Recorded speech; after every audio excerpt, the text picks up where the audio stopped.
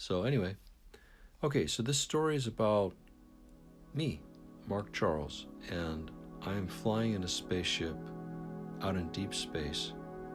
The stars are flying by because I'm going at great speeds. Everything's fine. I'm having a drink, and my partner, a lovely female, is just relaxing in the back, listening to some music. And the two of us decided to leave Earth and just have a nice little escape. So we're in the future, and in the future we can travel through wormholes. Science has discovered those by analyzing quantum fields. And they started to learn how to create ships that could go through these wormholes after a lot of trial and error. And so that's what we did. We went through a hole that was predicted to open at a certain place at a certain time. And we knew, with pretty good accuracy of where we would end up and also how to get back. The universe is actually mappable, not only physically, but quantumly.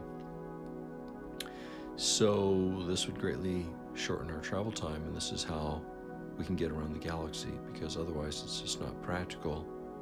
To give you an example, traveling to the moon at the speed of a typical rocket, it would take us 100,000 years to get just to the nearest single star, and there's billions and billions of stars.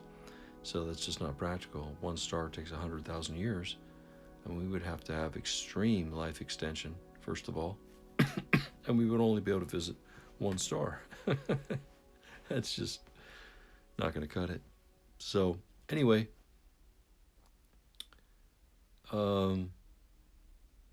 so Zoe and I are traveling through space,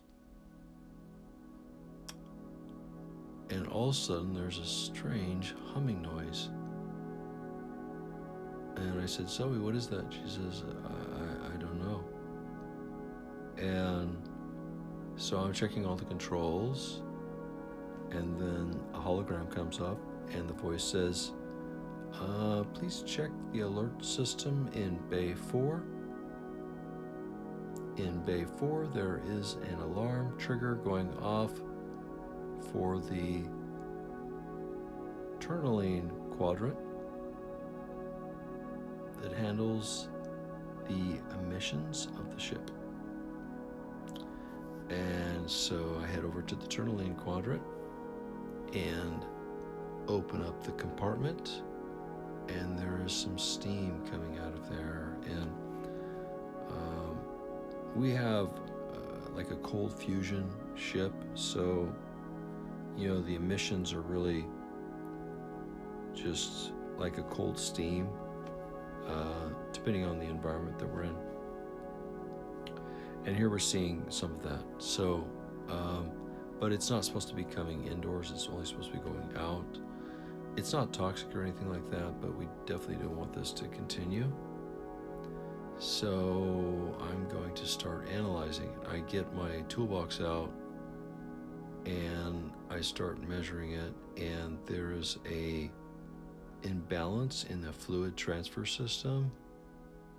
That's part of the cooling setup for the cold fusion. So that is going to be difficult to fix out here.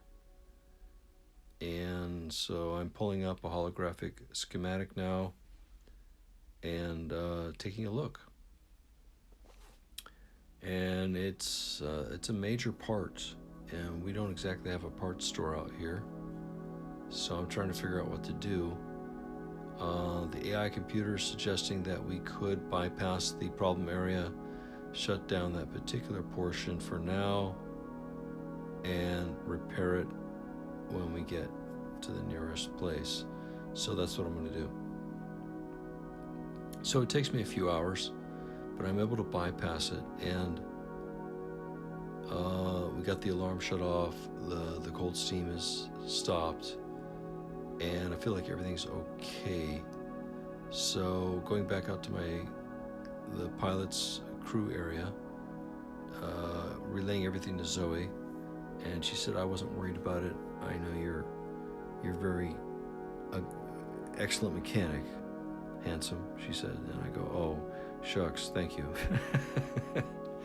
And I mean, it's true. Normally, I just am able to fix anything.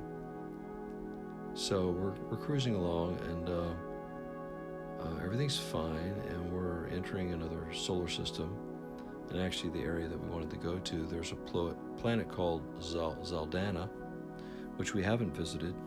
And Zoe picked it. She liked it because it starts with a Z, like her name, and we wanted to check it out. It's supposed to be subtropical and quite nice. And there is a race that lives there, but there's not a lot of beings.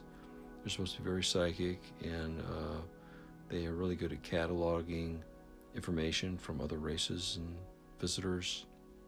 So we want to visit their famous underground library, which is shaped like a cinnamon roll, and you walk through the cinnamon rolls, and there's all this data on the walls and things like that. So anyway, we're just now getting into the solar system, but the ship is starting to lose a little power, so we're immediately contacting Zaldana, but there's no response. Now Zoe is telepathic, and she gets a message from them that we're not quite in the region where we can transmit. So that makes me rest at ease a bit, and Zoe's actually getting on her telepathy enhancer, which strengthens the signal even more. And they're actually now sending her mental pictures of the best way to go. They're describing to us that there are certain asteroid belts and things like that, which optimally we'll want to stay very clear of those. So we adjust our course a little bit, and then as we get over the top of Zaldana, we start to descend. So our craft lands on Zaldana, and we're happy to be there. And the people of Zaldana greet us, and we're also accompanied by a mechanic because he was made aware of the situation. And he asked if he can please enter the ship, and I said, of course. And this is going to take a few hours, and the people suggest that we join them on a wonderful feast. Meanwhile, while the mechanic looks things over, and we are delighted to hear that because we're absolutely famished. We've only been eating kind of like convenient space food. Just didn't really want to bother cooking or anything like that, even though we have a machine online on the ship that can pretty much generate any food we like. We're kind of old-fashioned, and we do like to cook normally, but in this case we were just a little lazy, and we just ate some snack bars and things like that, ready to eat foods, and we just didn't really care too much. We figured we would eat well once we landed. So anyway, hope you enjoyed this story. It was really fun to make it, and we'll do it again sometime. Have a wonderful night.